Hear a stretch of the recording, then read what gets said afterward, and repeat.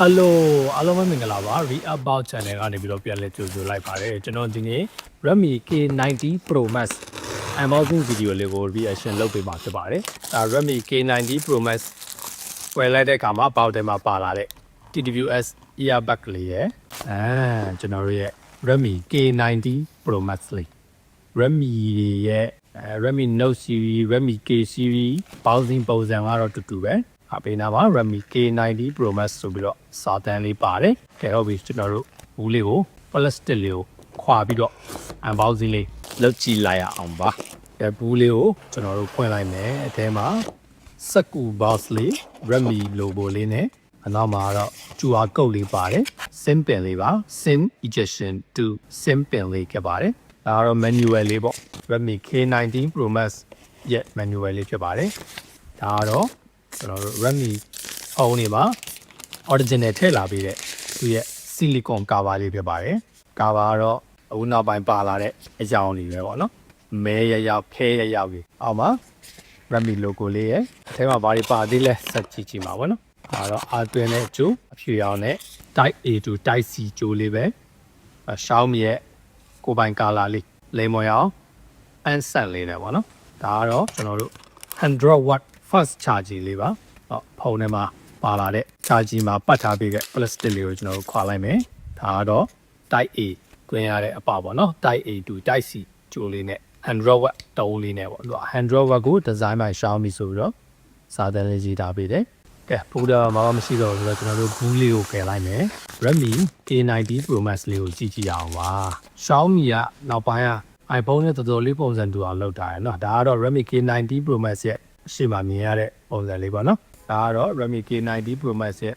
battery လေးပါဒါကတော့ဂျင်းသားနဲ့လုပ်ထားတဲ့ model လေးဖြစ်ပါတယ်ကင်မရာ3လုံးရယ် speaker ရယ် Redmi logo လေးရယ်ပါတယ်ဒါကတော့ဖုန်းရဲ့ဘေးဘက်ခြမ်းမှာပါဘယ်ဘက်ခြမ်းမှာ internal line နှစ်ခုပါတယ်အောက်ဘက်ခြမ်းမှာကျတော့ SIM ထည့်ရမယ့်နေရာရယ် microphone ရယ် internal line ရယ် Type C ပေါက်ရယ် speaker ပေါက်ရယ်ပါတယ်ညာဘက်ခြမ်းမှာကကျွန်တော်တို့internal line ရယ် power button ရယ် volume အတူအလျှော့ button ရယ် internal line ရယ်ပါတယ်အပေါ်ဘက်မှာကကျွန်တော်တို့ internal line နဲ့ speaker နဲ့ internal line နဲ့ဆိုပြီးတော့ပါလာတာပေါ့နော်ဒါပေမဲ့ camera plug 2ကိုဒီတိုင်းမထားတာပဲနဲ့ speaker sound mic box ဆိုပြီးတော့ထည့်ထားပြီဟာဝယ်ရတော့နော်ပြောမနေနဲ့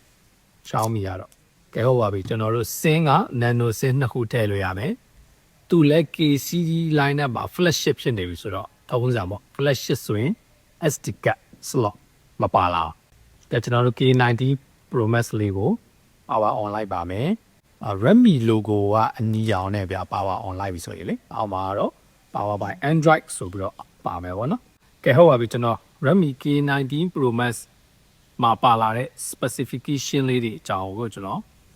ဘာတွေပါလဲဆိုတာလေးကိုကျွန်တော်ဆက်ပြီးတော့ပြောပြပေးပါမယ်။အဲ့တော့ Redmi K90 Pro Max ကိုကျွန်တော်တို့2025ခုနှစ်အောက်တိုဘာ23မှာကြော်ညာထားတယ်သူရဲ့ weight အနေနဲ့က218 gram ပဲလေးတယ်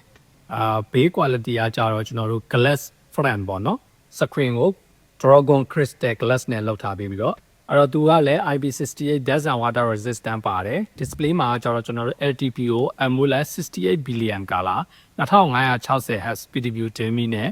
120 Hz Dolby Vision HDR Vivid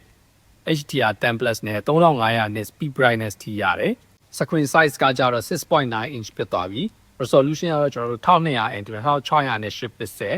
ratio ကတော့ 90.5:9 ratio နဲ့ protection ကတော့ကျွန်တော်တို့ Xiaomi Dragon Crystal Glass နဲ့သူလောက်လာပေးတယ် platform ကတော့ Android 60 ကိုမှာ HyperOS 3 နဲ့လာမယ်ပါလာတဲ့ chipset ကတော့ကျွန်တော်တို့ 8 Elite Gen 5 3 nanometer ကျွန်တော်တို့8 Elite Gen 5ကိုကျွန်တော်တို့ဈေး30ကျော်လောက်နဲ့ရမယ်အနေထားပေါ့နော်ရွှေမြန်မာနိုင်ငံအတွက်ကတော့အရန်စစ်နေတယ် price to performance အရန်ကောင်းတဲ့ပုံလေးဖြစ်လာလိမ့်မယ်ခုနပြောထားသလိုပဲကျွန်တော်တို့ SD card slot ကတော့မပါလာဘူး base model ကတော့ RAM 12GB ကိုမှ storage 256ဖြစ်ပြီးတော့အများဆုံးကတော့ကျွန်တော်တို့ RAM 16ကို storage 1 TB ထိရမယ် USB 4.1 နဲ့ပါလာတယ်ကင်မရာကတော့3လုံး50 megapixel ကင်မရာ3လုံးပါလာမယ် wide ရဲ့ telephoto ရဲ့ ultra wide ရဲ့ပါလာမယ်ဗီဒီယိုကတော့ကျွန်တော်တို့ 8K ကို30 frame per second ထိသူထည့်ထားပေးတယ် selfie ကင်မရာကတော့32 megapixel ကို wide camera ပေါ့နော်သူကတော့ 4K ကို30 frame per second ထိရလို့ရမယ် speaker အနေနဲ့ကတော့ stereo speaker ကိုပါ Dolby Atmos tune လောက်ထားပေးတယ် 3.5mm jack stop မပါလာဘူး speaker ကကြတော့ stereo speaker နဲ့ tune by boss ပေါ့နော်ခုနကကျွန်တော် camera plug 2မှာပါလာတဲ့အနောက်က speaker ကြီးရဲ့တစ်စိတ်ပေါ့နော် tune by boss နဲ့Wi-Fi ကတော့ကျွန်တော်တို့ Wi-Fi 7 ရမယ် Bluetooth ကတော့ Bluetooth 5.4 USB ကတော့ USB Type C ကို 3.3 ကြံပြတ်သွားပြီပြောချင်တာဗီဒီယို output ရသွားပြီဖုန်းကနေပြီးတော့မှကျွန်တော်တို့ TV တင်နဲ့ cable လေးတစ်ခုနဲ့တွဲပြီးတော့မှဖုန်းရဲ့ screen ကို TV မှာတွားပြီးတော့ပြပေးလို့ရမှာပေါ့နော်အဲ့တော့ battery ကတော့ကျွန်တော်တို့ဒီ silicon carbon ကို9560 mAh နဲ့ပါလာတယ် 100W wire charging ရတယ် 50W wireless charging ရပြီးတော့ 22.5W reverse wireless charging ရတယ်အယောင်နေနဲ့ကအမဲရယ်အဖြူရယ်အခုဗီဒီယိုမှာပါလာတဲ့ Genin Blue ရယ် Lamborghini White ရယ်ဆိုပြီးတော့ကျွန်တော်4အောင်နဲ့လာမယ်အဲ့တော့ price to performance ကောင်းတယ်ဈေးကလည်းကျွန်တော်တို့320ကျော်30ဝန်းကျင်လောက်နဲ့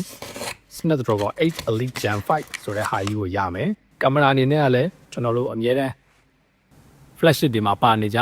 main camera ရဲ့ ultra wide camera ရဲ့ telephoto camera ရဲ့ဆိုပြီးတော့ပါလာမယ် 8K ကိုမှ30 frames per second ထိလည်းရိုက်လို့ရအောင်မယ်တခြားလိုအပ်တဲ့ flagship feature တွေလည်းအကုန်လုံးနှိပါပါလာတဲ့ Redmi